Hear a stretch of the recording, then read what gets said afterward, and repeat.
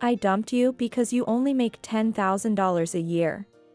Poor people deserve to be thrown away. What on earth is the ex-husband misunderstanding? Huh? That's just the monthly rent, though? My name is Tiffany. I am a 48-year-old housewife. I've been married to Peter for a year.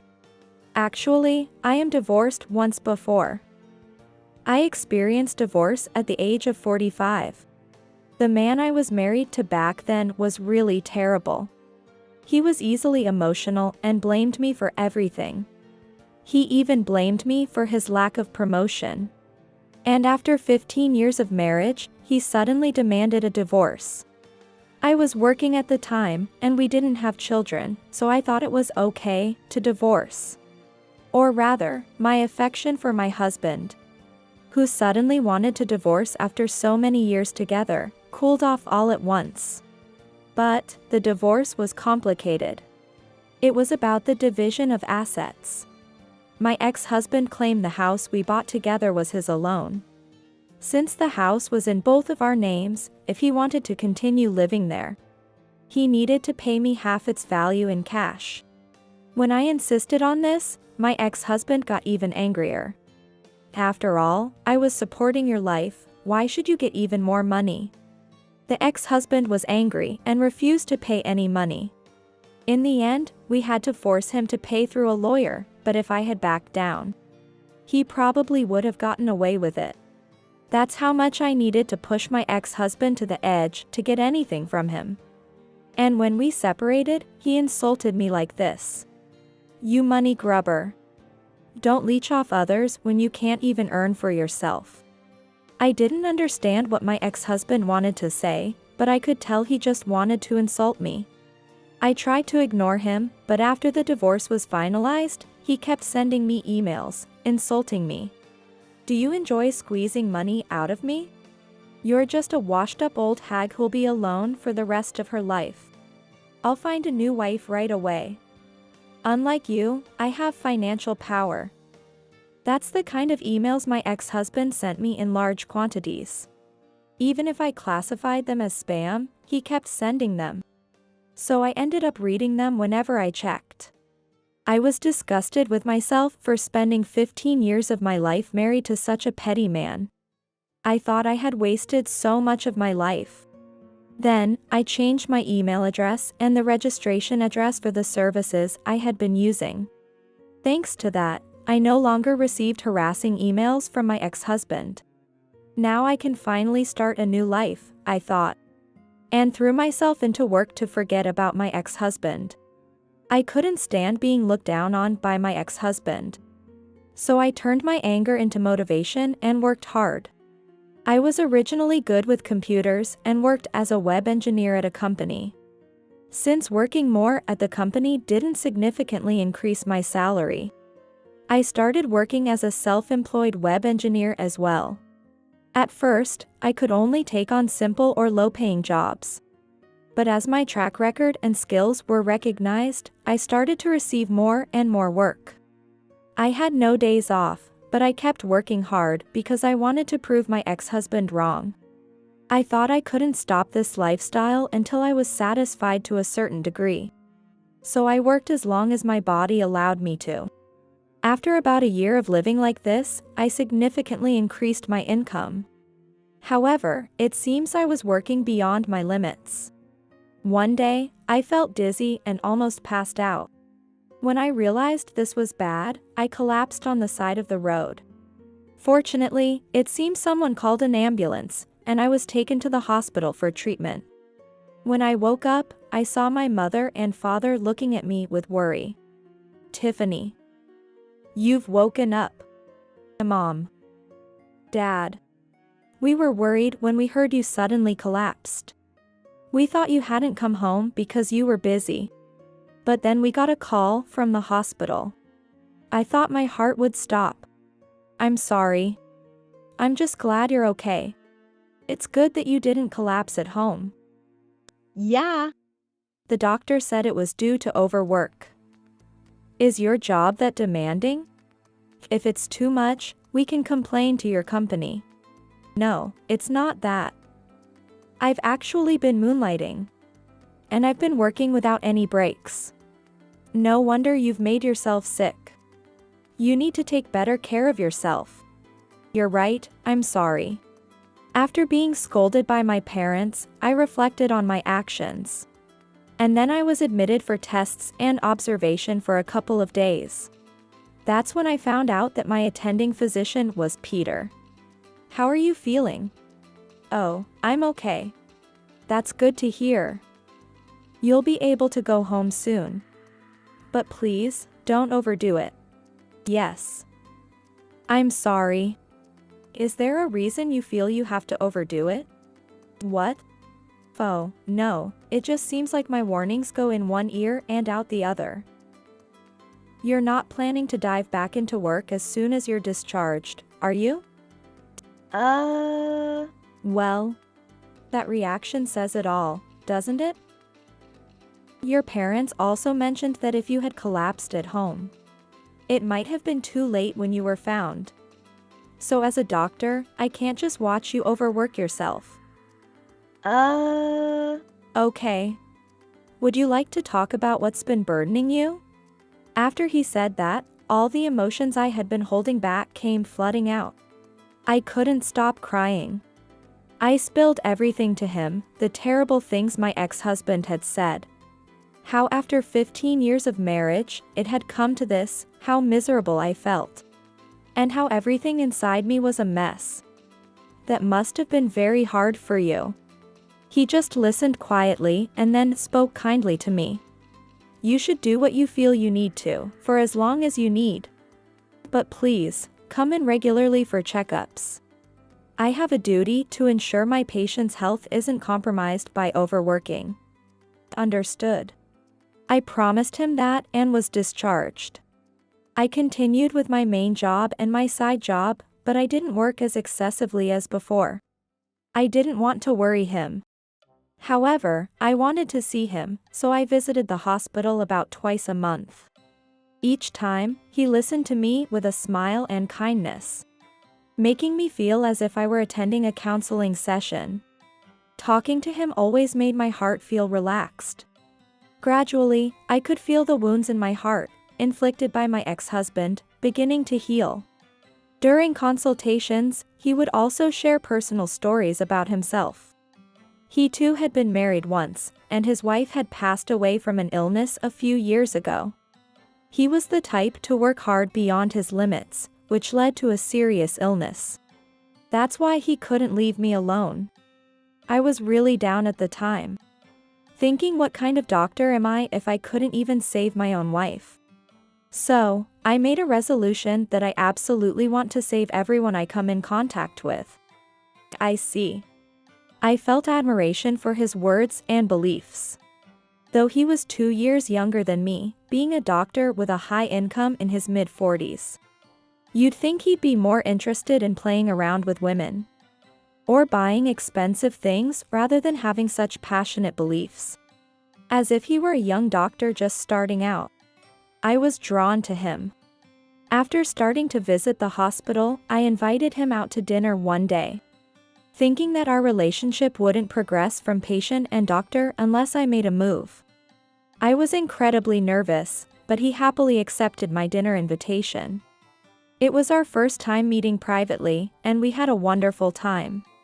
He was very interesting to talk to, and being of the same generation, we had a lot in common. After that, he started inviting me out for meals and dates. And so, we began dating. I was happy to learn that love could start at any age. My time with him was truly joyful. I was happy just being with him. My parents were surprised, but very pleased to hear I had started dating the doctor from that time. I'm looking forward to hearing wedding news. No, it's too early to tell anything like that. My mother's sudden remark made me respond shyly. But I thought it would be wonderful if I could marry him. As our relationship continued for about a year, he proposed to me. I believe our meeting was fate. I want to spend the rest of my life with you. Will you marry me? Yes. Please take care of me. I was overjoyed to be proposed to.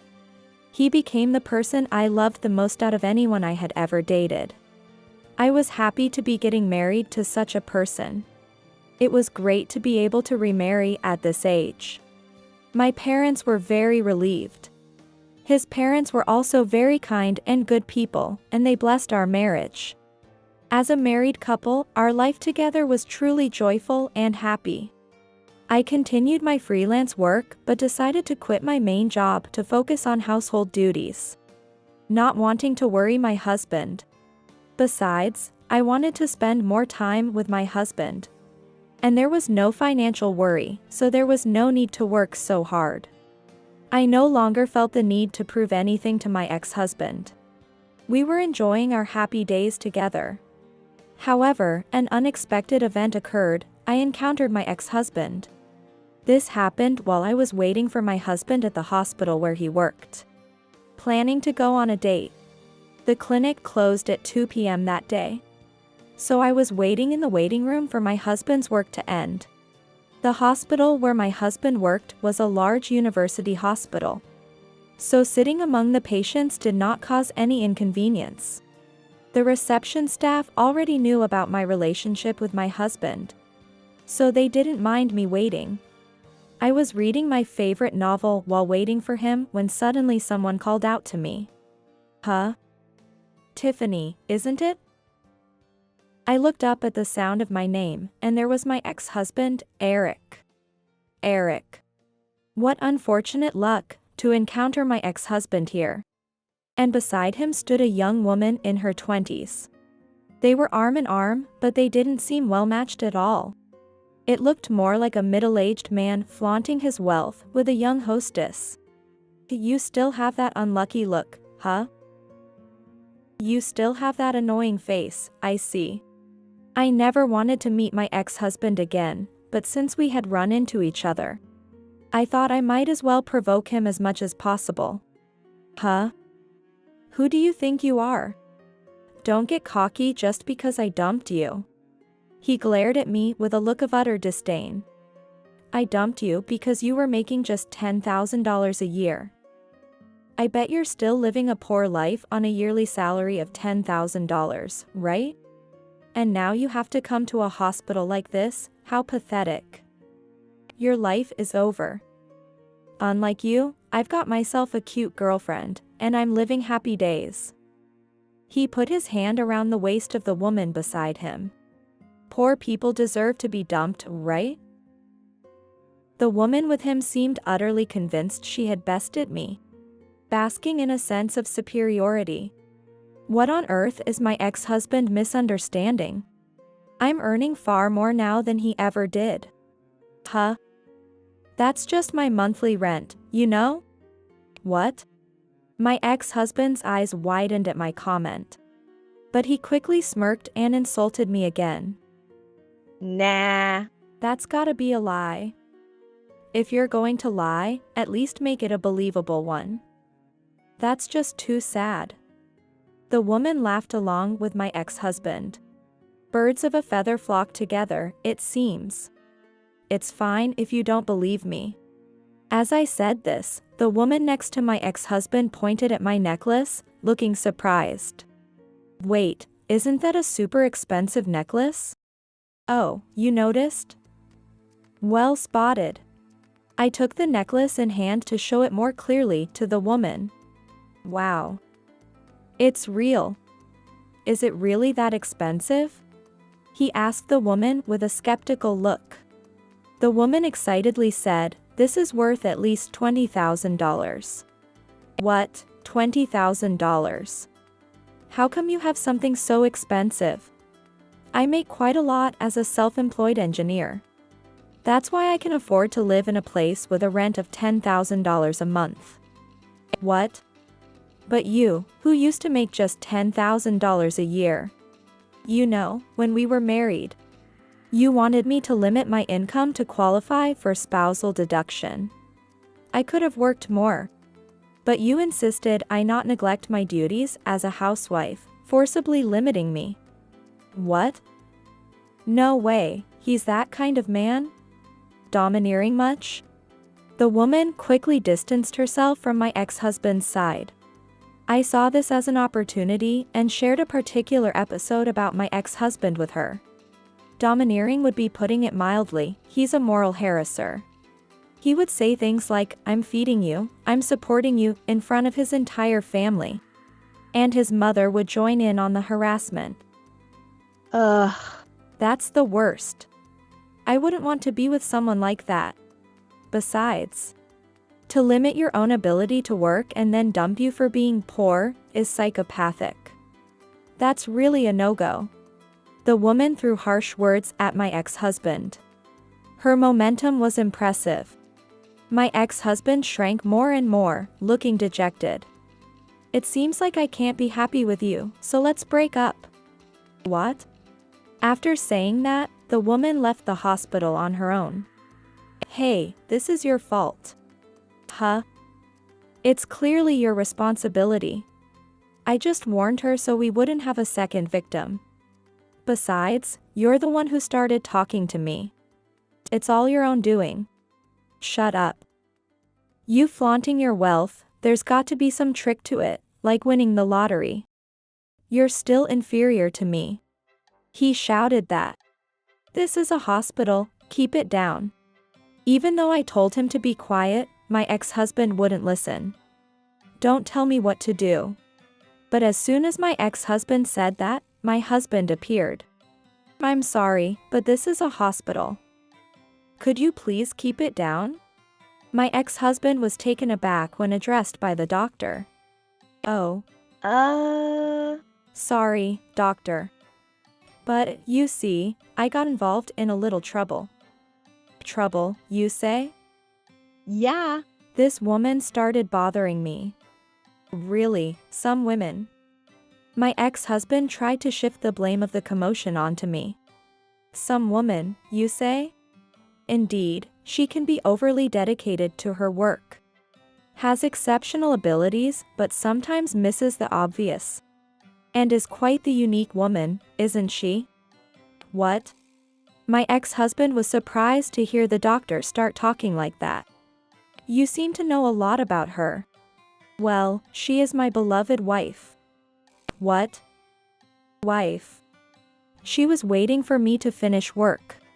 Then, the receptionist told me my wife was being bothered by a strange man. And who might you be? Do you have any business with my precious wife? No, I was just... Peter, this is my ex-husband. The moral harasser. Even after divorce, you tried to continue your harassment towards your ex-wife? You're quite persistent. I was just... It seemed that at this point, my ex-husband finally realized that the eyes of everyone in the waiting room were focused on him. What? I haven't done anything. If that's the case, could you please leave promptly? And never appear in front of my wife again. I just happened to see her. Shall we call the police? No, please. I'll leave. Saying that, my ex-husband hurriedly left the hospital. His departure was so uncool that I felt a great sense of relief. It was good to let him know, in no uncertain terms, that I was much happier. But all of that didn't matter to me anymore. Being able to spend time with my current husband was the greatest happiness of all. I was also glad and impressed that my husband had chased my ex-husband away from me. Later on, I heard about my ex-husband from a mutual friend. Apparently, he had racked up a significant amount of debt trying to support the hostess who was with him. And after she left him, he was stuck with a huge debt. As a result, he is now a divorced, debt-ridden man in his late 40s, a rather pitiful status. Well, it's really just desserts and truly serves him right. On the other hand, I continue to spend happy days with my husband, who cherishes me the most. I look forward to creating many more joyful memories with my husband in the future.